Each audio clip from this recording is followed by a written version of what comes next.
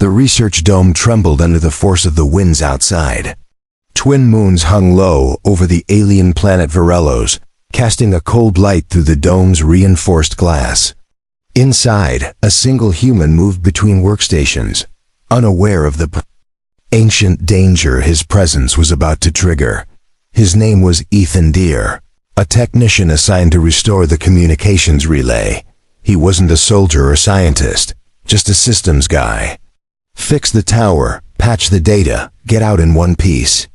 That was the plan, but plans rarely held up on alien worlds, especially ones with old legends and forbidden skies. The dome wasn't empty. Someone else had arrived 3 days before him. A liaison from the Varellan system. She was called Liari, and she looked more like a fantasy than a real being. Silver blue skin, long white hair that shimmered in the dark, and eyes that changed color depending on the light. She wore a fully sealed bodysuit and stayed hidden in her chamber during the day. Ethan barely saw her. She didn't eat with him or speak unless necessary. The only rule she told him was simple. Close the blinds before sunset, always. Never look at me under the twin moons. At first, he thought she was just shy or religious. Maybe both. He followed the rule.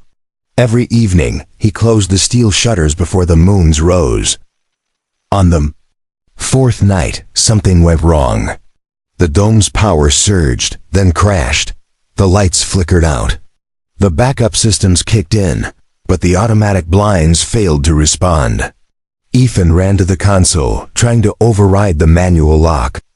Nothing worked. Outside, the twin moons glowed larger than ever. Their light poured into the dome like a silver flood.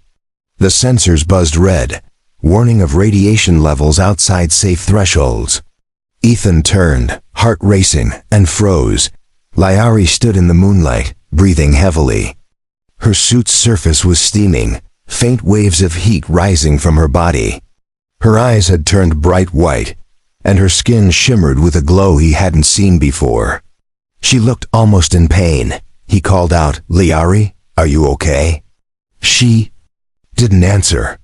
Her body trembled, and her claws scratched at the edge of her bodysuit, like she was burning from inside. Her voice cracked as she said, "You weren't supposed to see me like this." Ethan took a step forward, then stopped. The heat near her was rising fast. The air shimmered between them like it was boiling. He reached toward the console again, trying to activate emergency cooling. She grabbed his arm suddenly. Her touch was hot, too hot, but her grip wasn't aggressive. It was desperate. "You exposed me. Now the change has begun." He shook his head. "I don't understand. What change?" She dropped to one knee, panting. "My kind, our bodies react to the twin moon's light. It triggers something deep. An ancient response. That's why we cover ourselves. That's why we hide." Her voice cracked again. Her suit hissed as seams along her back began to glow. Ethan looked away, trying to give her space. "Tell me what to do. How can I help?" She crawled toward the wall, pressing her body against the cold surface to lower her heat. "Nothing can stop it now. You must leave." "I will burn if I stay." Like this. He backed away, but the engineer in him refused to run. He grabbed a coolant pack from the storage bay and carefully approached her again. "Don't move. This might help." She looked up at him with glowing, teary eyes. "You are not afraid?" "No, just trying to fix what I broke." As he pressed the coolant pack to her back, her body jolted, but she didn't scream. The temperature began to stabilize slightly. Her breathing slowed. She looked at him again, and for the first time, her expression softened. The light of the twin moons shone down through the dome, casting 2 long shadows across the room. Only one of them was shaking. Asterisk the morning after the moonlight incident. Ethan sat alone at the workbench, pretending to review the cooling systems. His mind wasn't on the data. It was stuck on what he had seen the night before. Liari hadn't come out of her quarters since the power crash. The security cams outside her room showed nothing. No movement, no light. Just silence. He debated whether to check on her again. He didn't want to intrude, but the way she had collapsed, the way her body had radiated heat like a sun, it haunted him. He had seen pain before, but this was different. He walked to her door and knocked once. No answer. He waited a few seconds, then pressed the override code she had given him on their first day. The door opened with a soft hiss. She was lying on the floor, half out of her suit, skin still glowing faintly under the blanket she had pulled over herself. Her hair clung to her face. Her breathing was shallow but steady. Ethan stepped inside and placed a fresh coolant pack beside her. "It's okay. I'm not here to touch you. Just making sure you're alive." Her eyes opened slowly. She stared at him without speaking. Then she whispered, "You didn't leave me." He crouched down nearby. "No, I said I'd fix what I broke, and I meant it." Liari sat up slowly, holding the blanket to her chest. "You saw me in moonlight. That is forbiddance. My people hide during the twin rise. That light awakens a power in us. It is not meant to be seen. Not by outsiders." Ethan nodded. "I believe you, but it happened. And now we deal with it." She touched her forehead and closed her eyes. "You don't understand. The light brings more than heat. It awakens instincts. It changes how we think, how we feel. That's why we isolate. That's why our laws forbid exposure." Ethan looked at her carefully. "Did it change how you feel?" She didn't answer immediately. Then she looked at him and said, "I felt rage at first, then fire, then clarity. You were there, and you weren't afraid. That makes it worse." He frowned. "Why is that worse?" "Because now I want to trust you, and that's dangerous.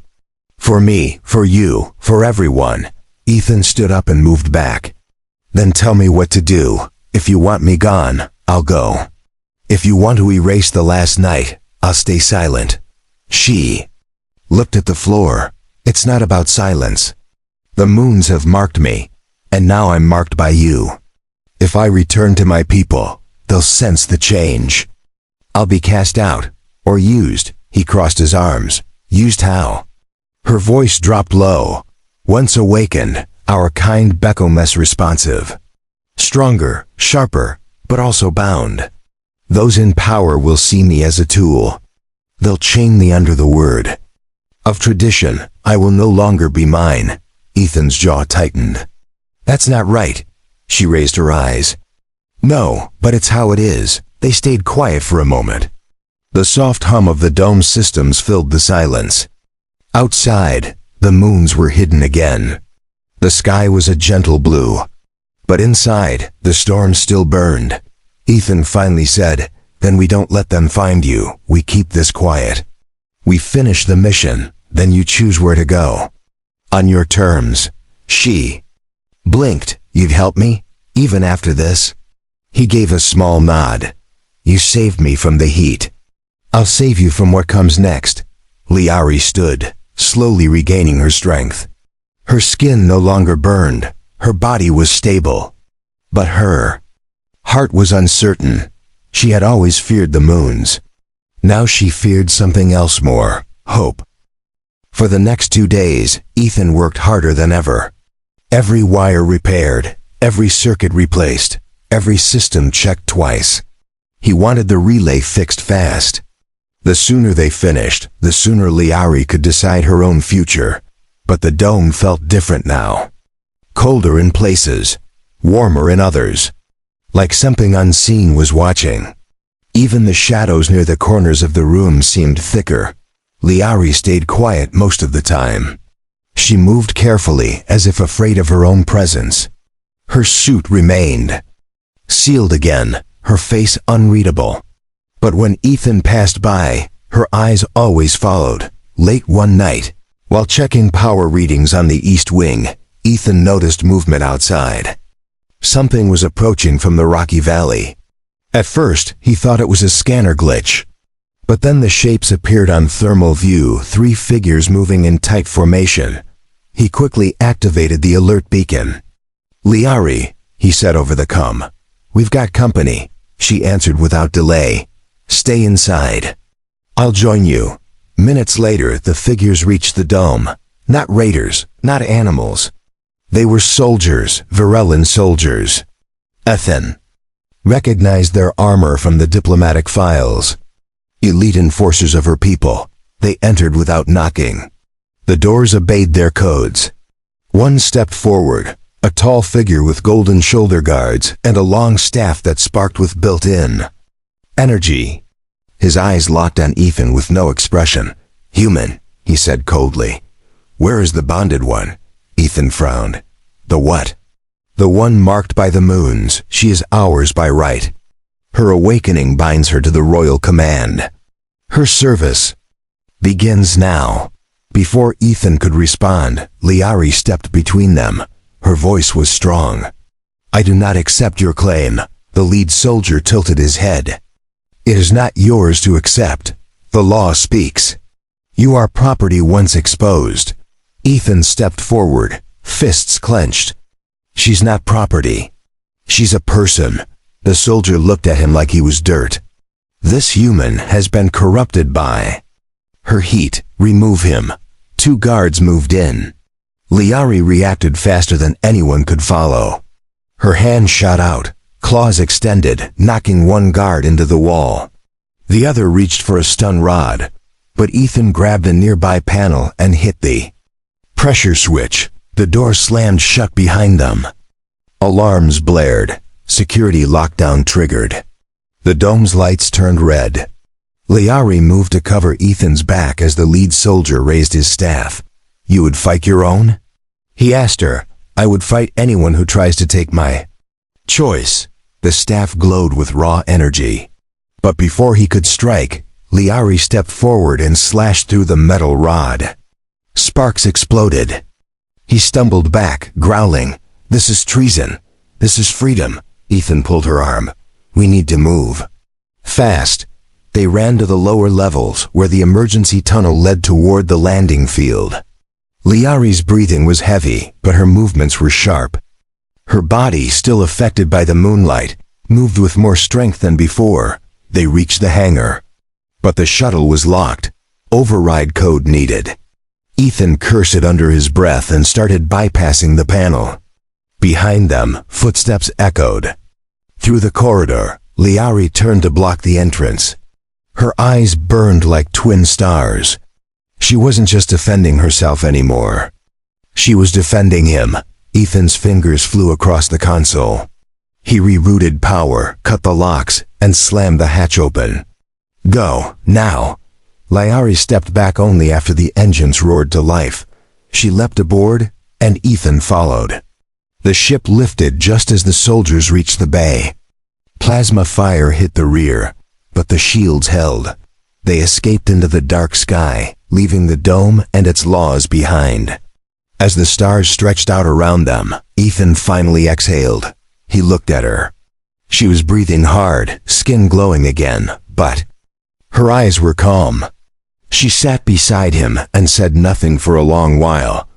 But her silence was no longer fear. It was strength. Asterisk, the shuttle cut through space like a blade. Stars drifted past the window, but Ethan wasn't watching them. He was busy trying to reroute their signal signature, wiping traces of their launch from every known satellite grid. Liari stood near the viewport, silent.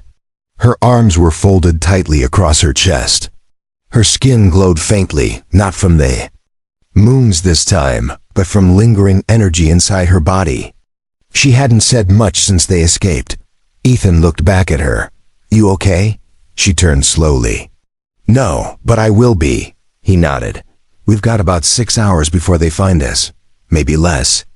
Depends on how many tracking relays they placed around the dome. Liari approached the ship's console and stared at the holographic map.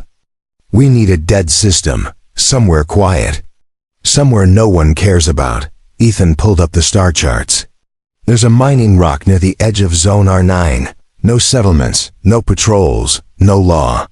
Just caves and old machines. She nodded. That will do.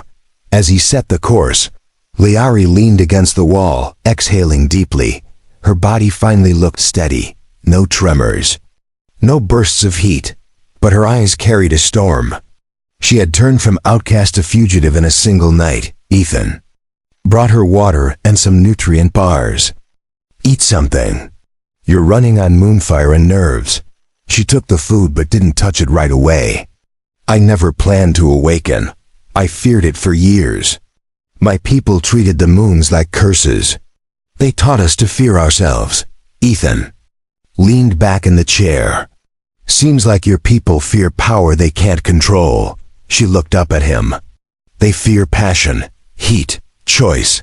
The moons strip away their masks. And they hate it. Ethan stayed quiet.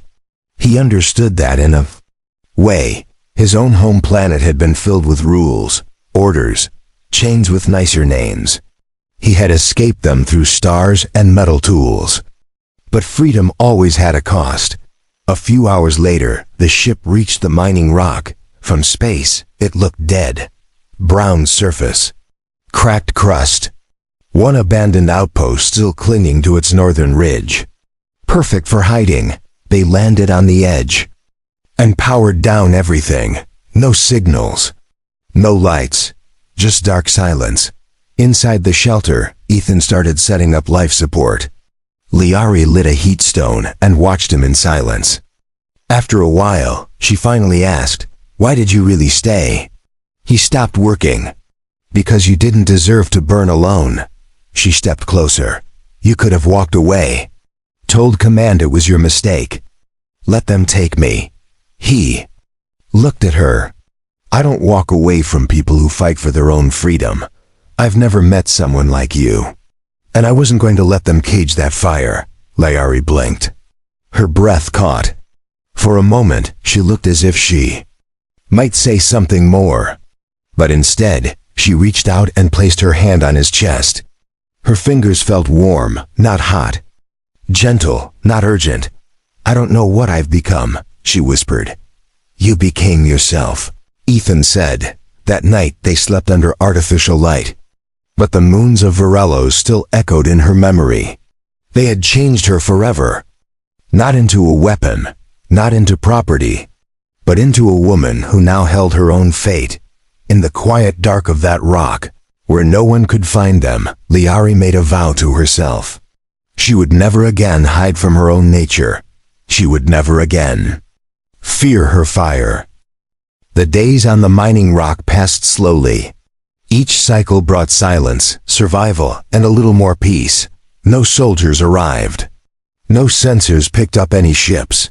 For the first time in a long while, Liari was not being hunted. She began to move. Freely again, without her full suit, without fear. Her skin glowed less now, but her strength had settled into something deeper. She looked more like a queen than a fugitive. Ethan repaired the shelter with old scraps. Power was limited, but stable. Air was clean. Food was dry, but enough.